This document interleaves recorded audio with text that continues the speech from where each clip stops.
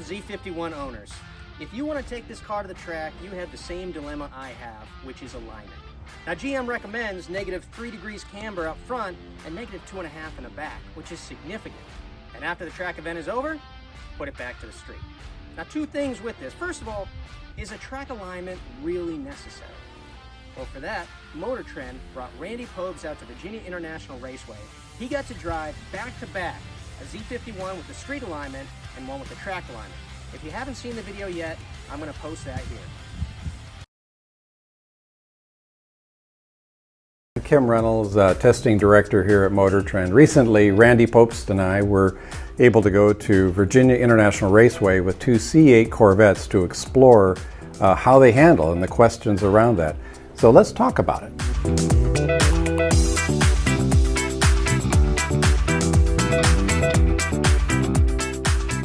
Yeah, so we all converged upon Chevrolet's invitation to the racetrack, which I had never been to before. It was really interesting to go there. And we were greeted by not 2, but 3 Corvettes, 2 C8s, one set in its street alignment, as I had driven it originally, the others already set up in its track alignment. A 3rd car was there, which was a C7, which was a surprise to us. We didn't expect that.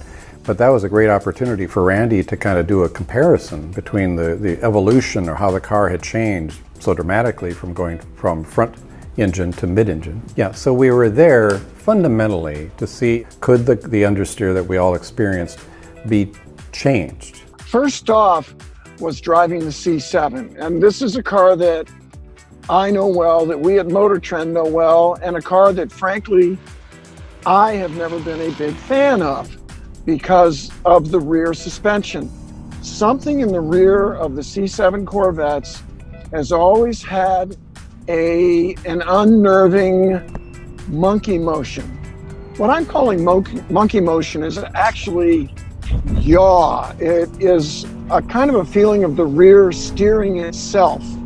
The great thing was to be reminded of the impressions a C7 creates at the wheel.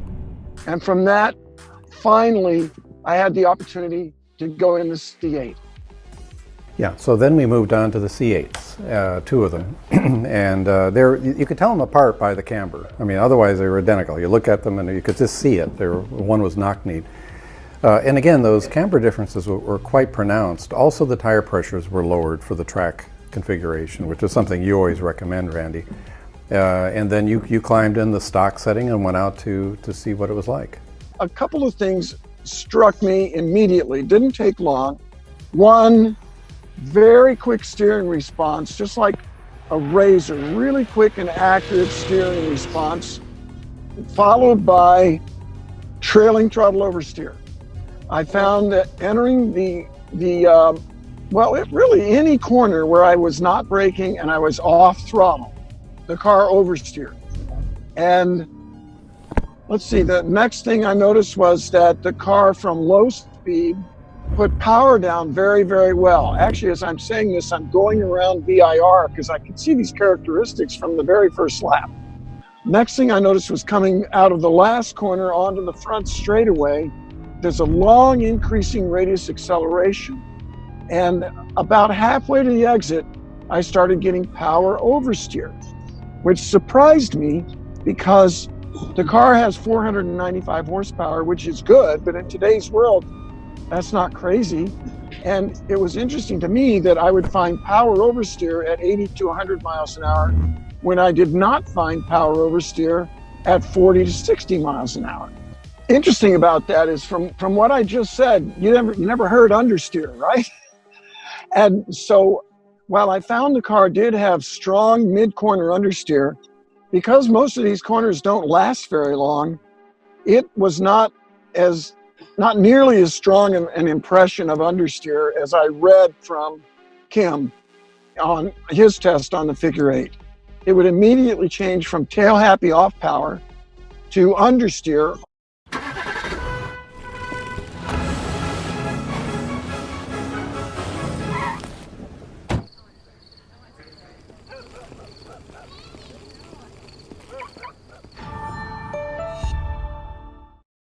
Power at the lower speeds.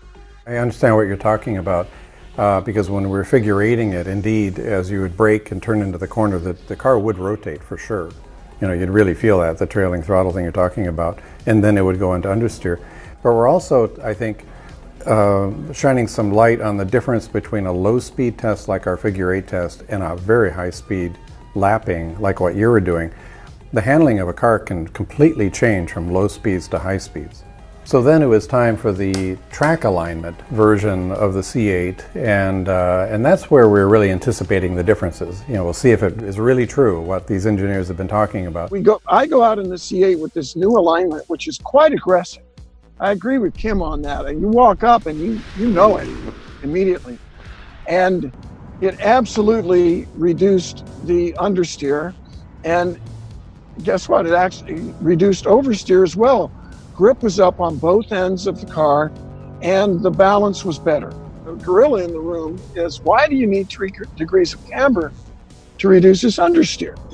We drive lots of cars that are well balanced and handle beautifully without radical amounts of camber. The Chevy engineers said we didn't have enough latitude of adjustment with the C7. We were limited by what we could do, but with this car we gave ourselves ample opportunity, ample range of adjustment to go to that degree of camber. On the other hand, I agree, it seemed like a lot. It was very, very noticeable.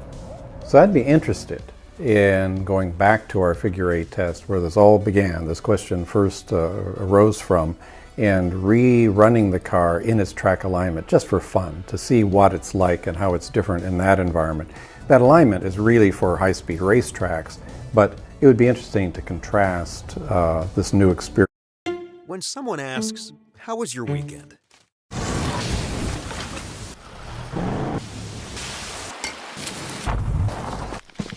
Have an answer. Just do what you love. Toyo Tires. With what we originally encountered. Something that's very, very important for us to all understand is that this really is a terrific car. The very first time I drove it, the first time I accelerated and braked and turned at doing that test, my brain was lighting up with goodness. This is wonderful. It's pure, it's honest, it's linear. This is a transformed Corvette. This is what it should have been all along, quite frankly. And what we're doing here is we're kind of focusing a bit on something that we have questions about. And, you know, so it may come across as we're being negative or you know, criticizing the car a lot. We really are not. We're just looking at one detail and saying, what about that? Maybe that could be better. Kim, I back you up on that completely. This Corvette C8 to me is a giant leap forward for the nameplate. And what I did when I drove the car is a lot like what I do when I'm racing a car. I focus on what's wrong because I want to make the race car faster. And we're looking at kind of a minor tuning point. Exactly, and it's just the starting point. I mean, this is the very first one, and they're going to get better and better and better, and it's going to be really fun to watch that progress.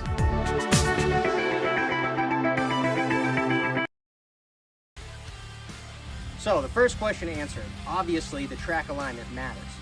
But for guys like me, I'm going to take it out to the track twice a year. That means I've got to do 4 alignments a year just to play with this. So every C8 forum has the same debate. Is there an alignment I can do that's halfway in between and lets me drive on the street comfortably and still get the performance on the track? Well, this Z51 is set up with 2 degrees negative camber up front and 1 in the back. I can tell you based on my experience, driving around the street, there's no difference in performance. It feels fine.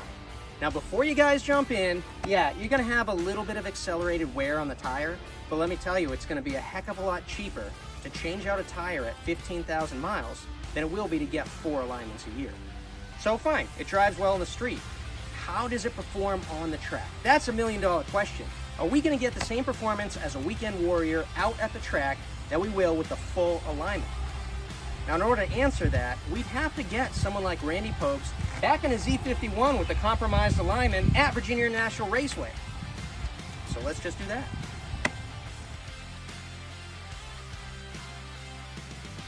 So I hauled the car out to VIR to join Audi Club, where I knew Randy would be hosting as an instructor. There were some really cool cars there, and probably more GT3 RSs than I've seen in my life. But that's not why we're here. All right, we're here at VIR. We just did what, an hour on course? Yeah, checking out the plus. new half alignment. So we got to know, Randy, what do you think on the half track alignment for the Corvette? I'm Randy Pobst, and we were just driving a C8 with a Z51 package.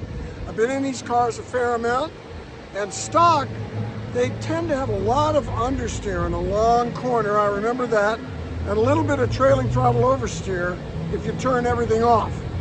This car, Steve chose an interesting strategy because they have a track alignment, which takes the camber from what, like 0 to 3, and to the back is 2.5. Like, boof, knocks that camber in big time, helps a lot, greatly reduces the understeer, and it's pretty radical though for a street setup. So what Steve's done is he's gone in between, and when he was telling me the story, same idea was coming to me. I'm like, could you just cut it right down the middle, compromise? That's what he'd done. We'd just run an hour and 6 minutes or something like that in 2 sessions. And I have to say, pretty darn good. I noticed that it pushes a little bit here at VIR in turn 5A. You're on power, you got to back off a little bit and come down into a corner, and it gets some understeer there. Also turn 1, long increasing radius accelerating corner, little bit of push later in the run. We're on Michelin Cup 2s, they were brand new. They came up to about 30 to 34 pounds, and I noticed a loss of grip. I don't know how much of that was the tire pressure, maybe a temperature, maybe related to the camber, that we didn't have as much camber and it's heating up that outside edge. That's probably what's going to happen. The wear actually looks pretty good. A Michelin Cup 2 lasts a long time for the grip it has, but it was better when it was brand new.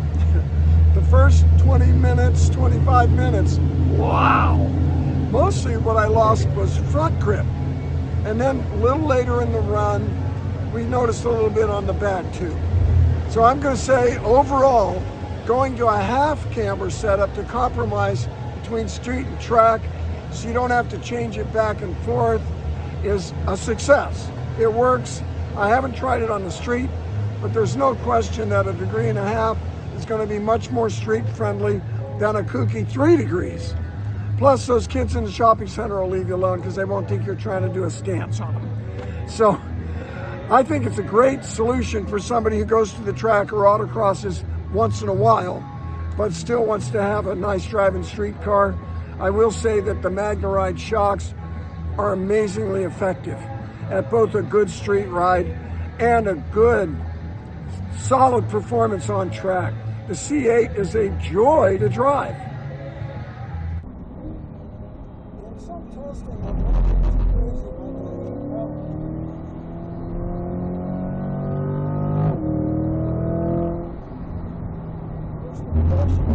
So far, it's